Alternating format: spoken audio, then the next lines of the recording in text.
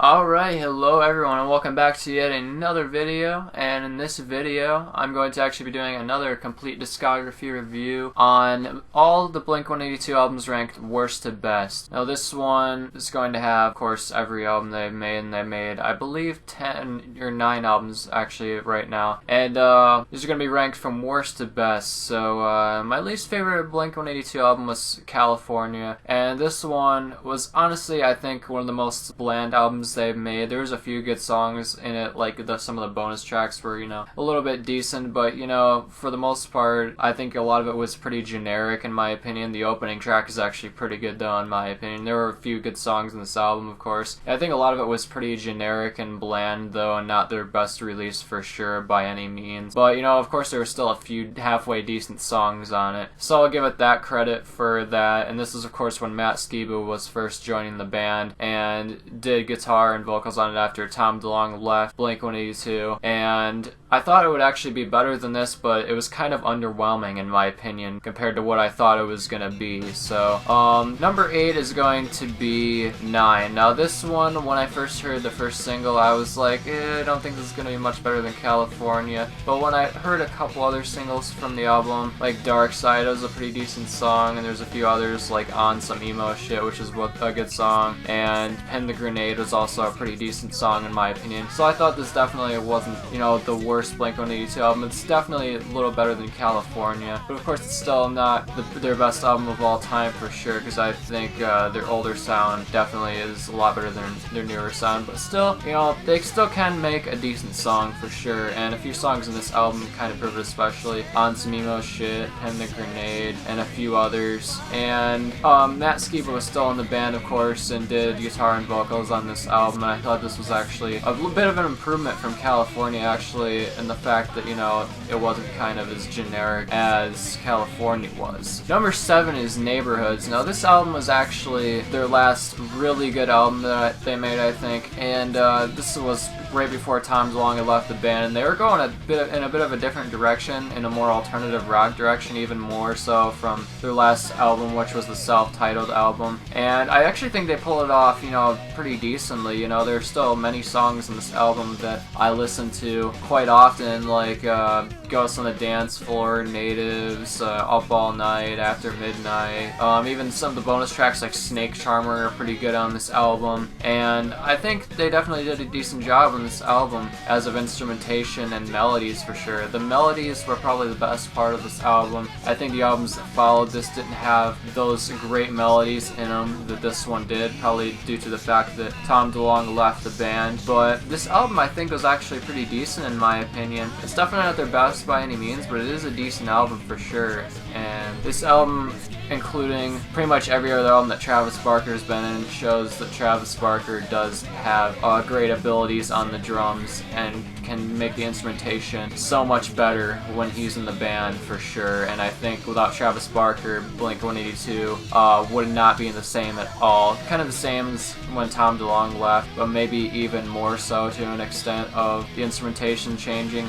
But still, without Travis Barker, this band would definitely be a lot different. Of course, they had a different drummer before, which was Scott Raynor. They still sounded a bit different then. They still sounded really good, though. But with a different drummer other than him, I think 99% of the time, it would sound way different. Number 6 is actually Cheshire Cat. Now, this album, I think, was definitely a good album for an early album for the band. Of course, I think there's a few albums that are even better than this. This is definitely a pretty good album that's grown on me over the years, though. For many reasons. I can actually play, I think, almost half the songs in this album at this point, and I think the guitar on this is probably sticks out the most out of anything, because I can see influence from bands like Strung Out in this album, bands like that were kind of in the skate punk scene. And this album kind of shows that skate punk influence for sure. And this was really early into the band, because this was their first album actually that they released after their EP called Buddha, which was their first actual release. But I'll talk about Buddha later. We're going to talk about Cheshire Cat right now, because this is technically their first album. But this album, I think, was pretty crisp, honestly, as a production. Not the best as a production, but still pretty crisp and decent sounding production for sure. This had kind of, the average kind of Blink-182 song and a few songs like M&M's and Toast and Bananas and a few others. But I think this album definitely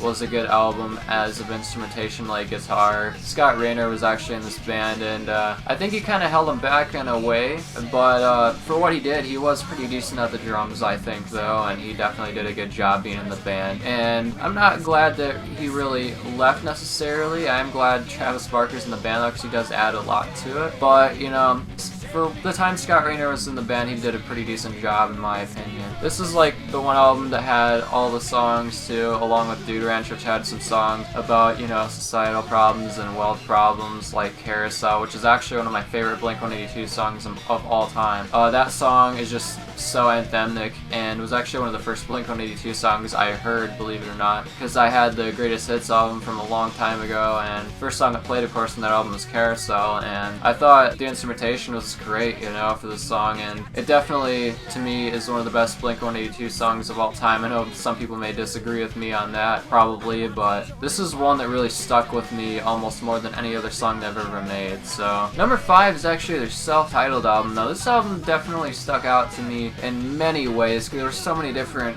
types of songs on this album, as both instrumentation and songwriting. There are many different kinds of songs on this album, from songs like Asthenia, Feeling This, I'm Lost Without You, which is like a slower kind of ballad song, which really surprised me to hear actually, compared to so many of their other songs that they've written, which were actually, you know, really joking around kind of song. And there wasn't actually a single joke song in this album. This was the first album they actually made. They didn't have a single joke song on it, and they actually pulled it off pretty well in my opinion, and there's definitely a lot to be remembered about this album. Of course, this album is probably the most famous Blink record of all time, but you know, it's definitely not their best or worst in my opinion. It's more that middle ground kind of album, you know. It's definitely still really good though in my opinion, and songs like Asthenia, even Feeling This, or Obvious, you know, these songs really stick out on the album for sure, and are some of my favorite Blink songs of all time. And a song like Stockholm Syndrome too can definitely be remembered for me, because this was kind of, you know, a back and forth kind of thing as the melody, which I really enjoyed about this song. And I love the piano melody that's in the interlude too, and how it blended in with this song actually, because it definitely fits it very well, because when it goes back and forth between the piano and the guitar, and it goes together very well. Next we have Take Off Your Pants and Jacket. Now this album definitely had a lot of really great joke songs in it, like Happy Holidays, You Bastard, and a few others on this album that were pretty funny, along with, you know, including the basic, you know, singles they have, like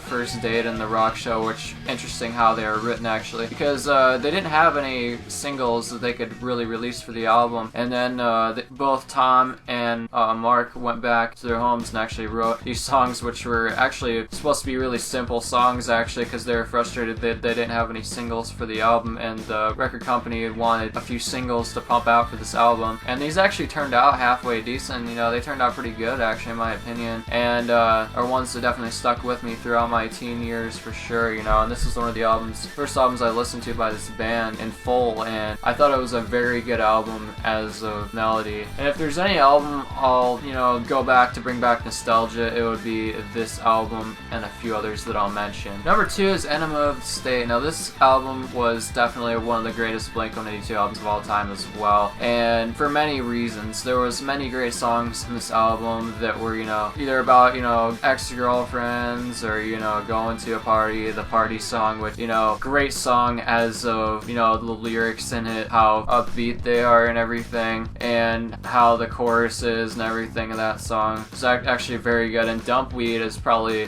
some of the best Blink-182 riffs of all time in my opinion. It's one of the best openers they've ever done in my opinion. And there's actually a song called Aliens Exist on this album, which was kind of a different kind of song due to the fact that it was about, you know, aliens, because Tom DeLonge is massively into aliens, and, you know, not many other songs they've written are actually about aliens. You know, most of them are usually about ex-girlfriends, or, you know, dick jokes, or whatever funny thing to decide to come up with, give or take, you know. And this album sold massively too when it came out, and I know so many people that own this record, it's not even funny, and I actually own this record myself included, of course, because I'm a massive fan of the band. But I know so many people, even people that aren't massive fans of this band, that own this album because it sold literally that much. And it was their first really majorly successful album, and their first album on a major record label. And this was also the first album where Travis Barker joined the band, and he added a lot to the band, as you could probably tell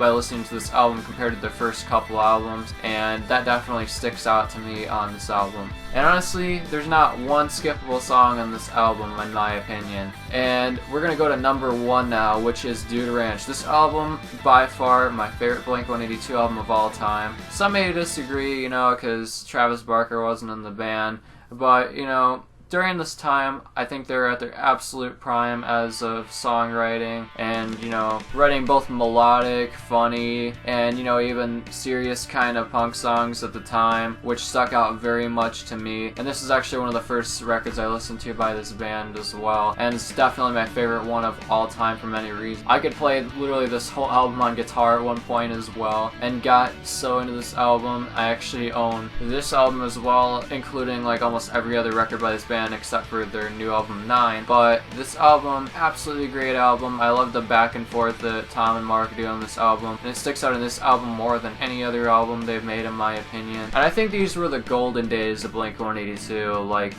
during Dude Ranch and between there and Enema of the State. It was definitely their best era in my opinion, where they were making some of the best songs they've ever made, like Damn It, Carousel, which was before, and they were making songs like Waggy and Anthem, the party song. So many great songs were made, Mutt included, which was on American Pie as well. And this album, though, is very, very well put together, and it just reminds me so much of when I was in like 8th grade, just goofing around, hanging out with my friend, you know, blasting this album when we were out in Ohio, or, you know, wherever we wanted to go, out in our hometown included. You know, it was a great time, and this album brings back so many memories for me.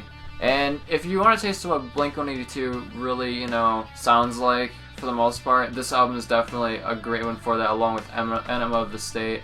And I think these are the golden days of Blink-182, and of course they're still a decent band, but these days, these times of the band were the greatest in my opinion.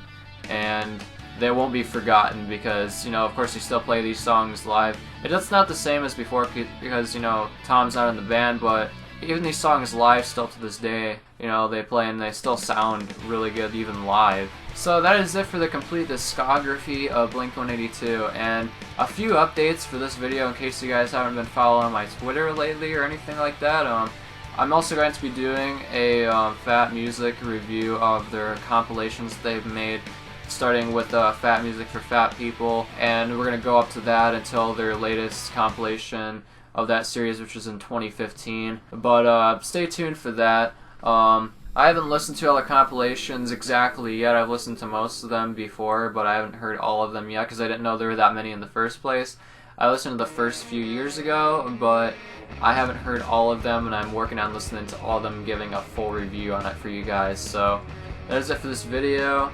Let me know what your guys' favorite Blink-182 album is, and I will see you guys later. Peace.